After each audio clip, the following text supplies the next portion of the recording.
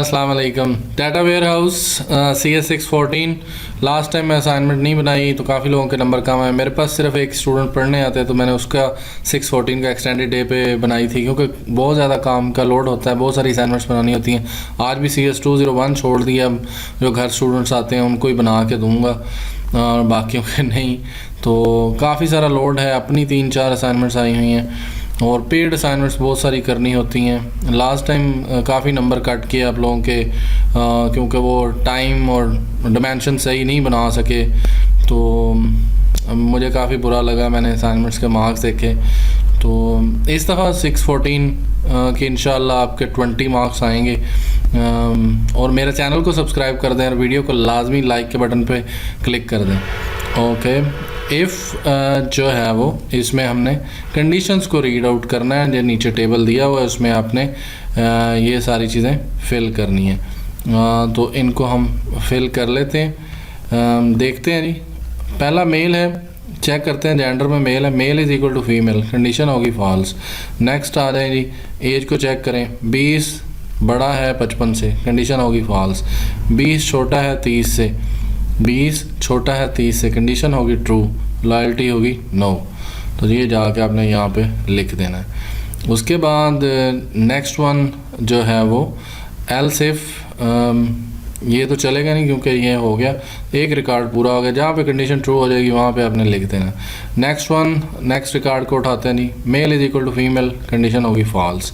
49 greater than 55, condition होगी false. 55 जो है वो 49 इज़ लेस देन 30, कंडीशन होगी फॉल्स। और else if last transaction 41 less than 60, 41 छोटा है 60 से, कंडीशन होगी ट्रू। जाके लिख दें यहाँ पे यस, 41 छोटा है 60 से, कंडीशन होगी ट्रू। अगर ये भी कंडीशन ट्रू ना होती तो फिर हम नो लिख देते। Okay, record number 3, male, male is equal to female, condition होगी फॉल्स। नेक्स्ट है जी, एज, उसकी एज है 68, 68 बड़ा है 55 से, कंडीशन होगी ट्रू। मैं जाके लिख दूंगा यस। ओके, नेक्स्ट वन है जी female, oh gender is equal to female, female female, condition true. Then loyalty is equal to yes, I am not watching any other thing, क्योंकि एक ही कंडीशन ट्रू होने पे मैंने चेक कर लेना है। एल्स इफ पे, एल्स पे तो मैंने जाना ही नहीं फिर। Okay, next one male, last record, male is equal to female, condition होगी फॉल्स। और 53 इज़ ग्रेटर देन 55, कंडीशन होगी false. 53 is less than 30, condition होगी फॉल्स। अब मेरे रह गई लास्ट ट्रांजैक्शन को देखना, 85 छोटा है 60 से, कंडीशन होगी फॉल्स। मैं लिख दूंगा नो। तो ये था आपका लॉयल्टी टेबल फिल करने का तरीका। अगेन आप और भी चीज़ें देख लें, मैंने भी काफ़ी सारी रिसर्च की है, कोशिश की है कि मैं इसको ढूंढता रहूं डाटा माइनिंग के रिलेटेड, और मैंने वो सारी चीज़ें देखी हैं ताकि मैं उनको बना सकूं। मैंने डिफरेंट जो हैं वो जगह जगह पे देखा है। एनीवे, हम लोग नेक्स्ट मूव फॉरवर्ड करते हैं। ये देख लें कितनी असाइनमेंट्स खुली हैं, हमें ये भी नहीं याद कि कौन सी में जाना है। ओके, नेक्स्ट वन हमने जाना है जी डाटा माइनिंग। 2 टाइप्स की लर्निंग है, सुपरवाइज्ड एंड अनसुपरवाइज्ड। तो सुपरवाइज्ड जो है वो क्लासिफिकेशन जो होती है ये सुपरवाइज्ड होती है। क्लासिफिकेशन के रिलेटेड मैं आपको दिखा रहा हूँ, मैंने सर्च किया है। Classification is a type of supervised learning, तो उसने गूगल ने मुझे दिखाया है machine learning classification is a type of supervised learning. तो ये तो हो गया जी, क्लासिफिकेशन के आगे आपने सुपरवाइज्ड लिख देना है। अब बात आती है सेकंड पॉइंट पे।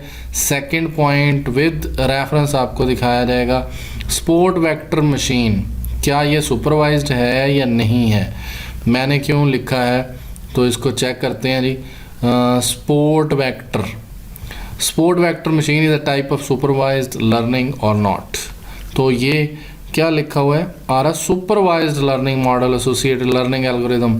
तो it is a part of classification. जब भी क्लासिफिकेशन की बात आएगी तो क्लासिफिकेशन सुपरवाइज्ड में ही आएगी। तो सेकंड ऑप्शन हो गया जी आपका supervised and the third one is a regression.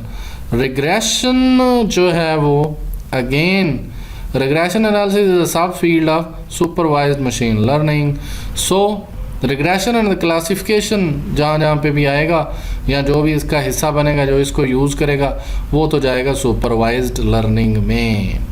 Next हम देखते हैं जी, 3 हो गए जी सुपरवाइज। ओ के मीन्स अनसुपरवाइज्ड है या सुपरवाइज्ड है, तो इस चीज़ को हमने देखना है।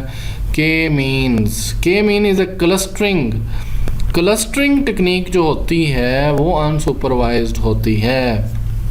K mean is a clustering algorithm और unsupervised because point of non external classification, क्योंकि इसमें क्लासिफिकेशन नहीं होती। तो ये तो हो गया जी रिग्रेशन। अब रहेगी कहानी इज़ KNN सुपरवाइज और अनसुपरवाइज्ड। मेरी बात तो छोड़ें, आप ये लोग जो जिनका यूनाइटेड स्टेट और जिनका एक्सपीरियंस 10-10 साल का है, वो उन्होंने कुर्रा में आके आंसर किया हुआ है। KNN is a simple supervised learning algorithm. एक बंदे की बात नहीं सुनते, चलें किसी और की भी सुनते हैं, ये भाई साहब की भी बात सुनते हैं, ये यूनिवर्सिटी में है। तो KNN is a supervised learning technique use for classification and regression. तो जब KNN क्लासिफिकेशन और रिग्रेशन को यूज़ करते तो फिर तो सीधी गल है कि की होना है नहीं। तो आप इसको देख सकते हैं, इज़ KNN अनसुपरवाइज्ड लर्निंग। तो आप इनके आगे पीछे भी सर्च मार लें कि आपको पता चल जाएगा कि ये सुपरवाइज है, येस और no. KNN is not observe neighbouring space, unsupervised learning part of when you observe generally find nearest neighbor which clustering example of supervised learning। ये supervised है जी, इसके अंदर supervised, आप इसको सर्च भी कर लें, मेरे ख्याल से supervised है, बाकी फिर हम अल्लाह जाने। मैंने तो जो गूगल पे भी सर्च किया तो KNN जो है वो सुपरवाइज्ड लर्निंग है मेरी तरफ से। आप इसको फिर आपने जिसमें लेके आना, राइट ओनली सुपरवाइज और अनसुपरवाइज्ड टाइप कॉलम। तो आपकी असाइनमेंट लास्ट 5 मिनट्स में भी बन सकती है और इसमें आपने येस और नो ही लिखना था। ये होगी आपकी assignment with explanations. I hope so you will like it. Kindly channel को सब्सक्राइब किए बगैर ना जाइएगा। सब्सक्राइब। Thank you.